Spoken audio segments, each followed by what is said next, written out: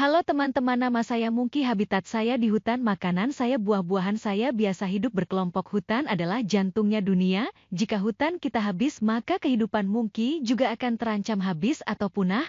Maka dari itu jagalah hutan kita supaya kami Mungki bisa hidup berdampingan dengan orang-orang atau manusia. Tolong kami dan jaga hutan supaya udara tetap sehat, Mungki tidak punah. Terima kasih dah. Benar sekali teman-teman, apa yang dikatakan Mungki bahwa kita manusia harus menjaga hutan dan melestarikan hewan untuk keseimbangan dunia dan menjaga supaya udara kita terjaga. Dari sekarang, ayo kita lestarikan hutan kita karena hutan sebagai jantungnya dunia.